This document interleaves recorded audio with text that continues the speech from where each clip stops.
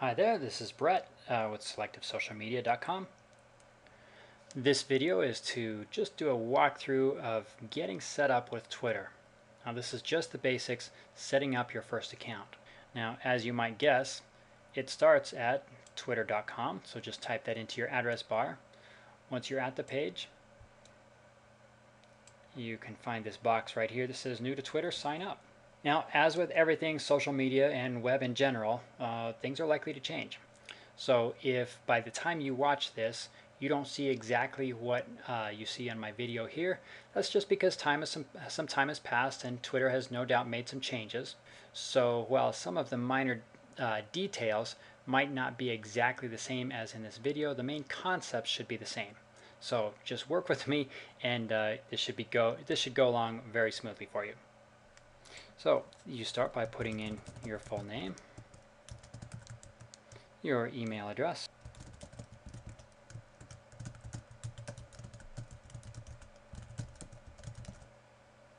and make up a password. And click the sign up button.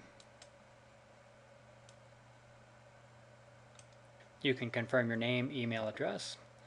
You can select a username here. So this can be anything you want. You can change that up if you want. I'm going to say for my purposes, it looks good so far for me. From this point, I will go forward and click create my account.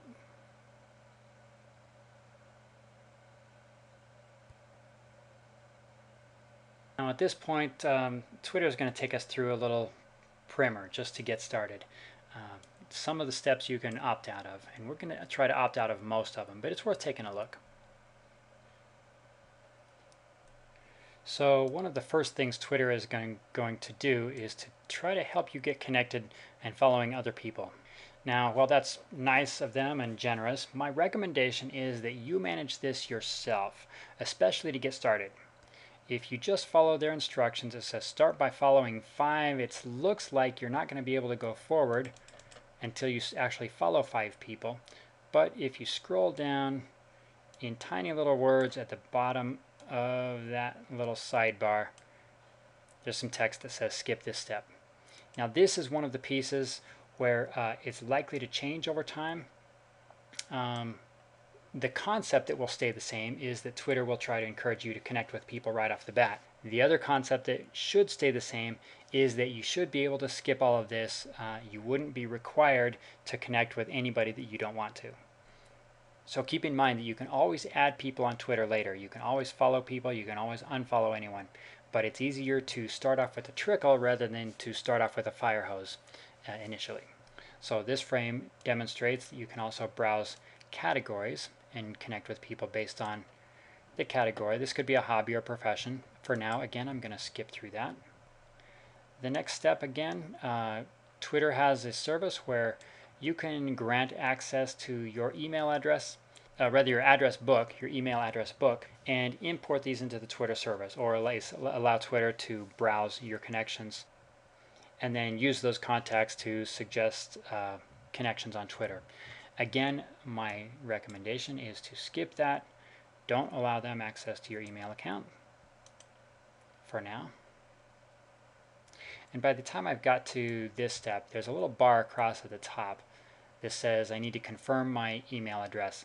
You do want to go back to your email account and check that email. That email is going to look a lot like this. You just want to come look at the email and click on that link. And that's going to just kind of confirm that you are who you said you are. The address that you gave is in fact a legitimate one, and it'll give you full access to your Twitter account. Let's go ahead and click through here and see what it does for us. That's going to reload my page. It's going to prompt me to sign in. I'll put the username that they prompted me for and my password, and I'll sign in. Now this may be a little bit different when you do it. I just realized that the browser that I was using for my demo was not my default browser on my computer, so it popped up according to my default browser. I was not logged into Twitter at the time, and it looks like I used the wrong username or password. Let me confirm that.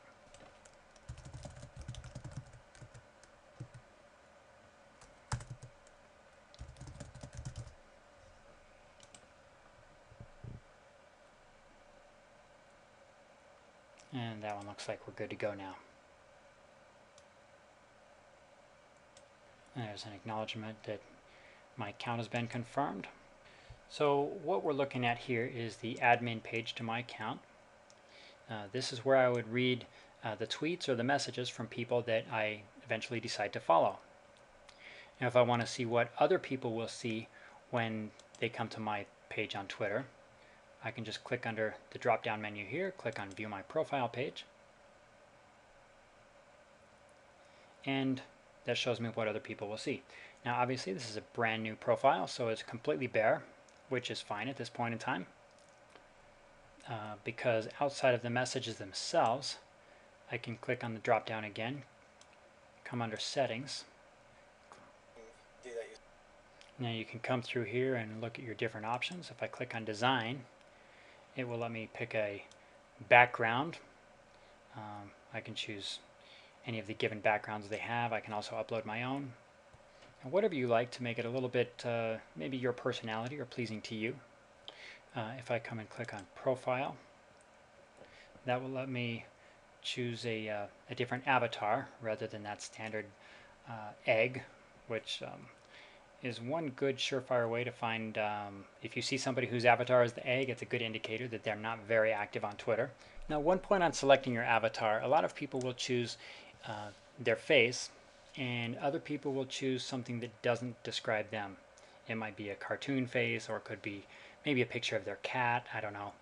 My recommendation is to use your face if you're using this for your own personal profile and not a business or anything like that. If you're using it for your own personal communication, use your own face. What that does is when somebody searches for you and tries to follow you, it's a good confirmation that they've reached the person they're looking for. Now this is especially true if you have a very common name. So for example, Sam Johnson. If I search on Sam Johnson, I'm going to likely get lots of results. But if I have a photograph to go that accompanies the profile named Sam Johnson, I know when I've got the one that I'm looking for. So we'll leave that for now. But let's get you set up with finding and following your very first people. Now chances are you are interested in setting up your Twitter account because somebody you know is on Twitter. So what you can do is search for them by name. So I'm going to search for Tim Tebow, right? Who doesn't like Tim? Whoops, I misspelled it. And I see that other people have misspelled it as well. Let's try this. There we are. Now, if anybody who's watching this video doesn't know who Tim Tebow is, he's an American football player. And one thing that's relatively recent that Twitter has added is for accounts of people who are celebrities. They've added this little blue circle checkmark thing, and that symbol indicates that Twitter has confirmed that this is the actual official account of that person. There are a lot of celebrities whose if you do a search on their name, there might be several profiles that pop up, and they might be legitimately people who happen to share the same name as the celebrity. Most likely they're copycat profiles. So if you want to make sure that you're following the legitimate account of that person, watch for this little icon. Now a little disclaimer, just because it's the official channel doesn't mean that it's that person actually writing the tweets. They may well have an agency or some assistant writing the tweets and handling their Twitter account for them. But rest assured, that is their official channel if you see that symbol. So let's say I'm a huge Tebow fan and I just want to follow him. All you do is click that and it's as easy as that. The immediate indicator is now I'm following Tim Tebow on Twitter. So that's one person that I followed. Let's continue on that football theme and we'll see what comes up under a search for Denver Broncos. The first return is the official Denver Broncos channel. Again, you can tell by that symbol there. And let's say I'm a huge Bronco fan, so I just want to follow them. I don't even care yet what they've tweeted. I'm just going to follow them. So let's say I want to find some other people to follow, and let's stay in that Denver Broncos theme. So I really love the Denver Broncos. I want to keep up on them on Twitter. So I can actually click through to the Denver Broncos channel. Now one thing I can do to see who's also interested in Denver Broncos and might have something in common with me is to click on followers. As you can see, there's 137,000, almost 138,000 people here. So it's not a very selected group. It's not very well defined. If I click on that, I can see there's me. I just showed up. Again, looks like some people with new Twitter accounts here with their little egg icons. Nothing immediately in these descriptions that jump out as me as people that I want to follow here. Just because they followed the Broncos doesn't necessarily mean that I want to follow them as well. Obviously, if there's almost 38,000 of them, that would be overkill if I followed all of them. So take a look at this category over here called lists. Now what this is as I click through, a way for the Broncos to categorize some of the people that they follow, or this profile follows. So that's of a particular interest to me. If the Broncos think they're of interest, then I want to find out who those people are. So I see this one down here, Broncos alumni. That sounds like a fun one, maybe. So former receiver Byron Chamberlain, looks like he's fairly active.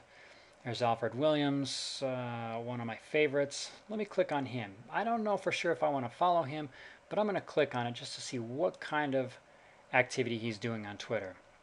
I get a little pop-up that has just 3 samples. So I'm going to go ahead and click all the way through to take a look at him. Now, Alfred's a celebrity, obviously, but one thing that you can look at when looking at somebody who's not a celebrity to see if they're worth following is this little ratio of following to followers. Alfred's following 58 people, and he has over 7,000 people following him. So that's a good indication of leadership. So there's a lot more people following him than he is following. So it's an indicator of influence. Now, to make my Twitter stream or my feed manageable, I don't want to be just browsing through tweets that are meaningless stuff, that things I don't really care about over and over. So I'm going to see the kinds of tweets that people who I follow put out. He puts out quite a bit. So in one, 3 hours ago, you can see these little 3H means 3 hours ago. So he's tweeting pretty often. Looks like a fair amount of smack talk. This is over basketball in this case. So nothing I'm really that interested. Looks like good information on PM is Peyton Manning. That just happens to be a news story at the point that this is being recorded. So yeah, some good content. So I like it. I'm going to go and follow him. Whoops. Follow. Now let's take that example, that same approach, but switch gears. Let's say another hobby that I have is baking. I can do a search on baking. Well, and wouldn't you know it, the first result it returns is weed tweets. That's all I needed was pot brownies to pop up in my presentation. Oh, so be it. So as not to alienate anybody, let's click on Delish Cupcakes. That sounds like somebody that might be worth following. Cupcake store. All right, well, let's follow through. So as I scroll down, it looks like she's doing some marketing, talking about products, discussing a recipe. That's all well and good. So I could subscribe to this person easily just by clicking following. Following. Why was I following already? But let's come down here again. Same thing. We'll take a look at who's following Delish Cupcakes.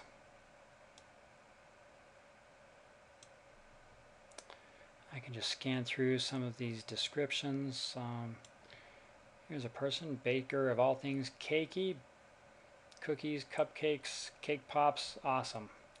That looks like somebody I want to follow. So I can either follow directly from there or I can follow through, take a look at some of her tweets and what her profile looks like.